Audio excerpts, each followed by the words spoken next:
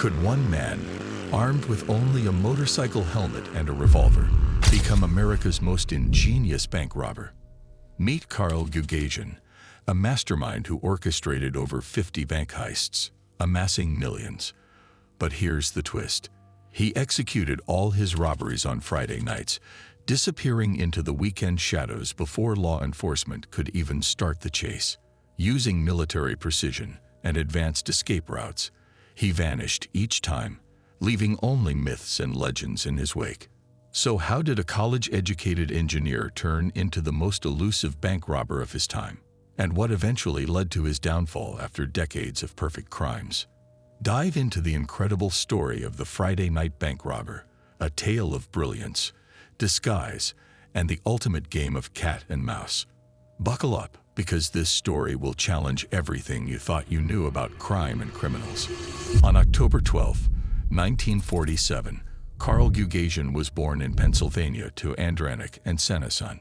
Growing up, he had an ordinary life filled with typical childhood experiences and everyday routines. However, his criminal actions started at the age of 15, his first crime. One day, he walked into a candy store and started robbing money from the counter. During the robbery, the store owner shot the young thief.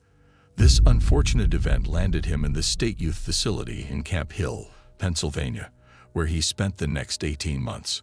After being released from the facility in 1964, he was around 17 years old. As he stepped back into the world, a realization began to take hold in the back of his mind. The belief that he could never truly have an ordinary life. The time he spent in the youth facility when he was young had a big impact on him. It changed the way he saw the world, which put him on a very different path than most of his peers. Instead of learning from this experience, he left the facility with a new determination to pursue a life of crime.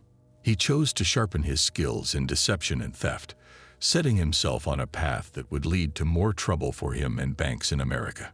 Despite this troubling thought, he continued his education and maintained a seemingly normal existence, just like any other student. By the time the early 1970s came along, he had secured a place at Villanova University, studying electrical engineering, and even joined the Reserve Officers Training Corps, showing an interest in military service.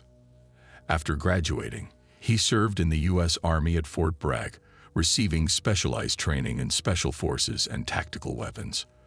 Following his military service, he continued his education, earning a master's degree in systems analysis from the University of Pennsylvania and pursuing further studies in statistics and probability at Pennsylvania State University. In his free time, he would spend hours on Google, researching and studying mock robberies. He had become deeply fascinated by the idea of pulling off the perfect heist, a crime that was well planned and executed with absolute precision. Alongside his fascination with the perfect heist, he also dedicated himself to learn karate. Through his dedication and hard work, he was able to earn a black belt, becoming highly skilled and physically strong. Despite carefully planning these intricate robbery schemes over the course of months, he ultimately failed to execute the robberies 8 times. Each time, he found himself turning away at the last moment, unable to carry out what he had so thoroughly planned. Despite his detailed preparations, he hesitated to put his plans into action. But on the 9th attempt, he did not turn around. After turning away 8 times on the 9th attempt, Gugasian did not step back. He committed his first real bank robbery in North Carolina in 1973. He followed through with his plan, but unfortunately, it did not unfold as he had hoped. In a twist of events, he was compelled to use a stolen getaway car to flee the crime scene. Following the unsuccessful 9th attempt, he made a promise to himself to be more careful in his planning next time. He devoted himself to creating detailed plans for every future heist, ensuring that no aspect was overlooked. As part of his preparation, he frequently went to his local library, studying street maps and the topography of the surrounding areas. This allowed him to calculate his escape routes and assess the potential risks of robbing specific banks. His attention to detail and thorough planning became the hallmarks of his criminal operations. Above all this, he had a set of strict criteria for selecting banks to rob, targeting ones that met his requirements. Each financial institution he chose to rob had to be located in a rural area with a main road nearby. Secondly, each chosen bank had to be surrounded by a forest or woods. But that is not all. All these woods had to be adjacent to a highway, forming a crucial part of his escape plan. His careful selection of bank targets based on his specific criteria greatly reduced the chances of him getting caught. By choosing banks located in rural areas, with nearby forests and highways, he ensured that he could quickly disappear into the woods before law enforcement, especially in these more remote regions, could even arrive at the crime scene. Moreover, he always timed his robberies to take place when it was dark, making it easier for him to hide and evade being caught. What this meant is that he would only target banks that closed late, and he preferred to commit his crimes during the autumn and winter months when the daylight hours were shorter. As an additional precaution, Gugasian made a hidden stash within the woods near his targeted banks. In this private location, he would conceal any evidence that could potentially link him to the robberies, such as the money he had stolen and the tools he had used. After committing the heist, he would wait for the news and attention surrounding his crime to die down before returning to collect his loot from the hidden stash. Sometimes, he would retrieve the items just a few days later, but other times, he would wait for weeks or even months before going to the hidden stash.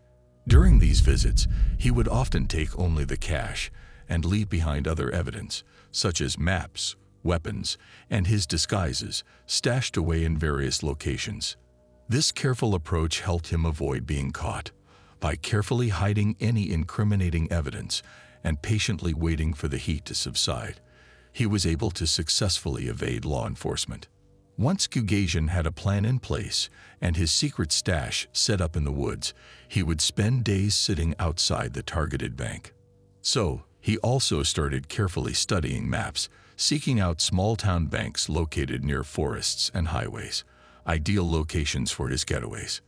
During the early, dark winter months, he started to hide in the trees and observed the banks and the staff for days, learning their routines and patterns.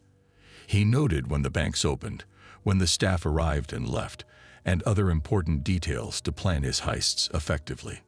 So, he would enter the bank just before closing time, wearing dark clothes and a scary tight-fitting mask, often resembling the character Freddy Krueger, a notorious horror movie villain. His robberies followed a similar pattern. He would strike around 10 minutes before the bank closed on a Friday night. This disguise hid his appearance, making it impossible for anyone to describe him to the police. He became an unknown, mysterious figure during his robberies. When he carried out his robberies, his sudden and intimidating entrance would always terrify the bank employees. He used this to his advantage, quickly grabbing cash from the drawers and stuffing it into his bag. Then, just as swiftly as he had arrived, he would vanish, leaving the scene as if he had simply disappeared into thin air. He had a strict rule that no robbery he committed would ever exceed 2-3 minutes in duration. This lightning-fast approach allowed him to minimize the time he spent inside the bank, reducing the chances of being apprehended or confronted by security. Throughout his extensive criminal career, he managed to maintain an air of mystery and evasiveness. In all the years of his robberies, only a single witness was able to successfully identify one distinguishing feature: the color of his eyes. Gugasian, known for his meticulous planning, always carried a gun during his robberies, even though he never planned to use it. Over a span of 30 years, he only resorted to using it twice. The first instance was accidental, but the second case involved a more serious incident. In 1991, in Penn Forest Township, Carvin County, he shot a bank manager after the manager reacted by leaning forward when he entered the bank. This sudden movement from the manager prompted him to use his firearm, despite his general preference to avoid violence. In both instances, the victims were shot in the stomach, but fortunately, they both made full recoveries. Most of his robberies were carried out without direct confrontation, But these two incidents showed he was willing to use force when unexpected situations prevailed. During the robberies, he would wave the gun around and yell at everyone inside the bank, telling them not to look at him. Then, he would dramatically jump up onto the counter, trying to scare the employees with his bold and threatening actions. What made his robberies so terrifying was not just the presence of his gun and his loud, commanding voice, but also his sheer athleticism and speed. He could effortlessly jump up onto the counter from a standing position, quickly gather the money from the drawers, including any hidden cash, and then make his escape, all in under 2 to 3 minutes. Unlike most bank robbers, who speed away from the bank, making a lot of noise with their car tires screeching, Gugasian left quickly and quietly. He would slip into the nearby woods, disappearing without a trace. Once he had left the bank, he would run into the nearby woods, using a scent blocker to cover his trail and making it harder for anyone to follow him. He would then jump on his dark-colored motorcycle and ride out into the woods, allowing him to escape the crime scene. After leaving the woods, he would store his motorcycle in a van that he had parked near the motorway, providing him with a quick and discreet getaway. To make the getaway successful, he simply drove away, leaving no trace of his identity. His careful planning and execution ensured that no one had any idea who the elusive robber was. This level of planning and attention to detail allowed him to evade capture for 3 decades, during which he became known as the Friday Night Robber. His careful approach to every aspect of the crimes, from timing to disguise to getaway, contributed to his success and the immense challenge faced by law enforcement in apprehending him. Over 30 years, the Gugasian robbed banks and never failed. In total, he robbed more than 50 banks, stealing around $2 million, which made him one of the most successful serial bank robbers in American history. He was able to steal hundreds of thousands of dollars from banks across several states, including Connecticut, North Carolina, New Jersey, New York, and Pennsylvania. With no accurate descriptions of the robber and no way to trace his getaway vehicle, the authorities had no evidence of who the robber was. Consequently, all of his bank heists effectively became cold cases, leaving law enforcement unable to solve the series of robberies. But his downfall came after years of successfully robbing at least 50 banks. His carefully planned and executed crimes had eluded law enforcement for decades, but ultimately, his reign as the notorious Friday Night Robber came to an end. So in 2001, in Radnor, Pennsylvania, 2 young boys, Sean Kavanaugh and Timothy Flores, were playing in the woods when they came across a strange, sealed PVC pipe hidden in a concrete drain. Curious, they opened the pipe and found some surprising things inside. Documents about many bank robberies and instructions on how to clean a Beretta gun. The boys quickly told the police about their discovery. This was a big break in the case of the notorious Friday Night Robber who had evaded capture for years.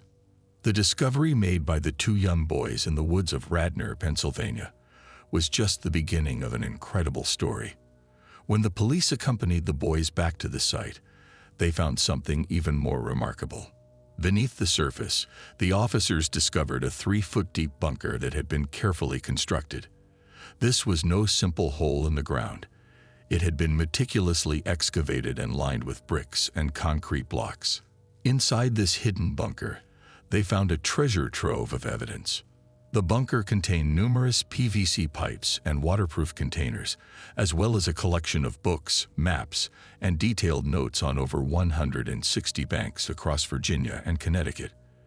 As the police searched deeper into the secret bunker, they made some shocking discoveries. Inside, they found 5 guns, 500 rounds of ammunition, and 8 Halloween masks. It was clear that this hidden bunker belonged to the notorious Friday Night Robber. This had been his base of operations, where he planned and prepared for his daring bank robberies. The weapons, bullets, and masks discovered in the bunker revealed the serious nature of the crimes planned from this hidden spot. It highlighted the careful planning and evasion tactics used by the Friday Night Robber to avoid getting caught for an extended period.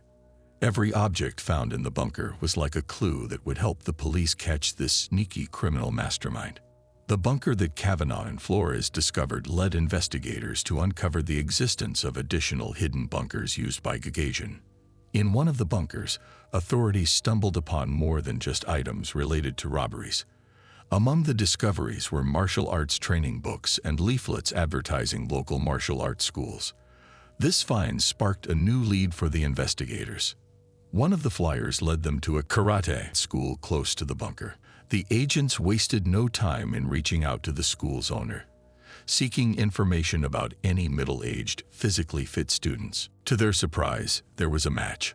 A 56-year-old man named Carl Gugasian, holding a third-degree black belt in karate. This unexpected connection raised eyebrows and set the stage for a new chapter in the investigation into the elusive criminal known as the Friday Night Robber. With this new clue, the agents collected more proof linking Gugasian to the famous bank robberies. As they got closer to catching him, they realized the Friday Night Robber they were looking for was actually a talented martial artist living among them. The mysterious criminal was soon to be revealed. The police were close to catching the man who had been robbing banks for years, with his martial arts skills playing a big part in his success as the infamous Friday Night Robber. So soon, the arrest was made.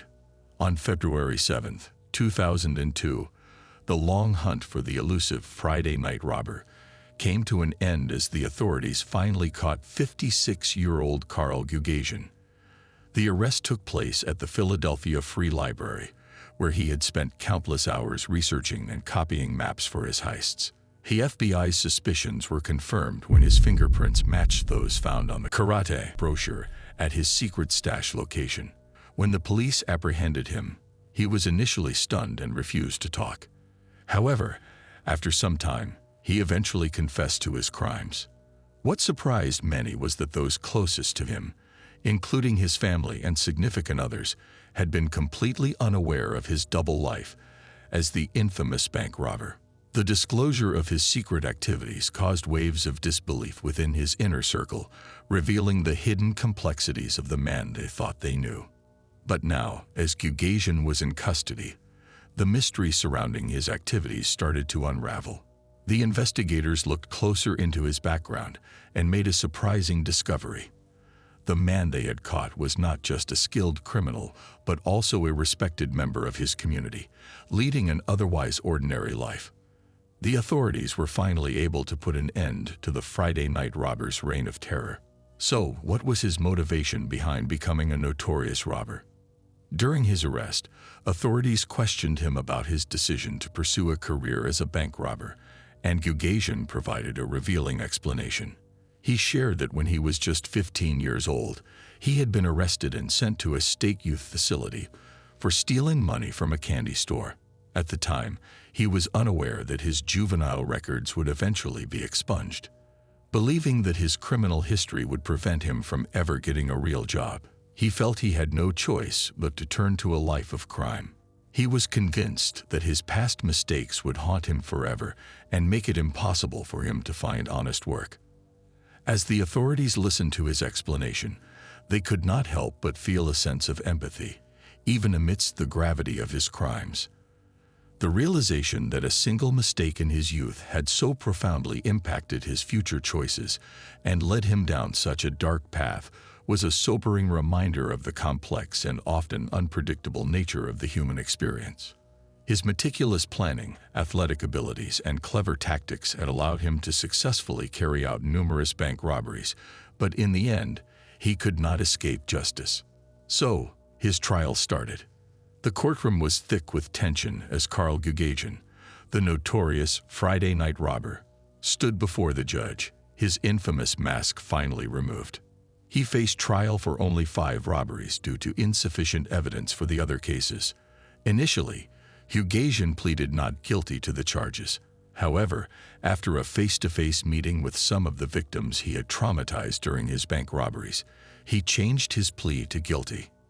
He later admitted that he had previously viewed bank robberies as a victimless crime, until he heard directly from the victims he had traumatized, which changed his perspective. During trial, for the first time, he was confronted by the faces of his victims, the bank workers he had terrorized over the years, their eyes filled with a mix of fear, anger, and a desperate need for justice. One of the bankers, Don Bressler, the manager of a bank that Gugasian had robbed in Delaware County, said, "Carl, the last time we met, you were hiding behind a mask and pointing a gun at me. How nice it is to meet you, Freddy Krueger, today under these circumstances.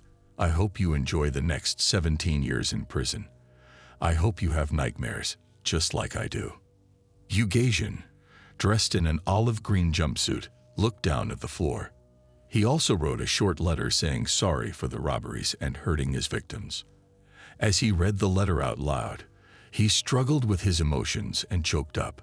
He said, "While I have always rationalized my conduct by believing that robbing banks had no victim, I have come to realize that everyone who was forced to endure the harrowing experience of a robbery suffered tremendous harm, even though they were not physically injured." He was initially sentenced to 115 years in prison at the Federal Correctional Institution in Fairton, New Jersey. However, this sentence was significantly reduced to 17 years due to his cooperation with the police. By providing information about his previously unexplained robberies and assisting the authorities, he was able to secure a more lenient punishment for his extensive criminal history. After being apprehended, the suspect, who was described by an assistant U.S. Attorney Linwood C. Wright, Jr. as potentially the most prolific bank robber this nation has ever known, agreed to assist the authorities. Gugasian offered to assist the authorities in a unique way by making a training video for the FBI trainees and police, where he shared his expertise and knowledge to help in catching other bank robbers. This informative video was then distributed to law enforcement academies across the United States, providing valuable insights and strategies to combat this type of criminal activity. Additionally, during his time in prison, he shared his knowledge by teaching calculus to his fellow inmates. This demonstrated his multifaceted nature, as he was not only a skilled and prolific bank robber, but also possessed a strong intellect and a willingness to share his knowledge with others, even while serving his sentence. His decision to cooperate with authorities and share his expertise was seen as a unique and unexpected move, as many high-profile criminals often choose to remain silent or defiant. Gugasian was initially sentenced to a staggering 115-year prison term for his extensive criminal activities. However, he later made the strategic decision to confess to all of his crimes, which ultimately resulted in a reduced sentence. After serving 17 years behind bars, he was finally released on May 5, 2017, at the age of 69. The once notorious Friday night robber now faced a new challenge, rebuilding a life after his time in prison. He wasn't sure what awaited him in a world that had moved on without him, but he knew he had to find a way to move forward, leaving his criminal past behind.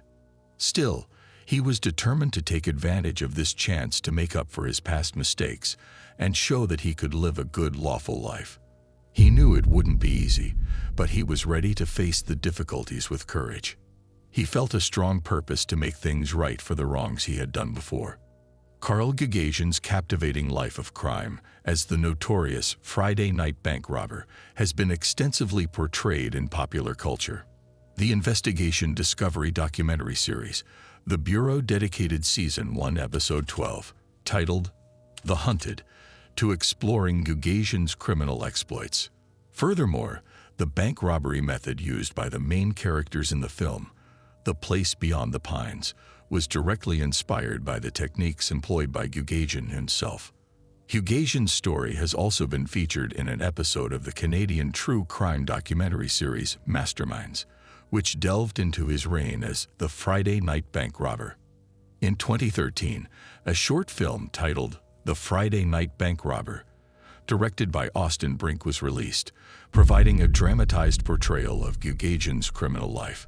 Through these various television and film productions, the captivating and complex narrative of Carl Gugasian's prolific bank robbery career has been brought to the forefront of popular culture, captivating audiences and solidifying his legacy as one of the most notorious criminals in American history.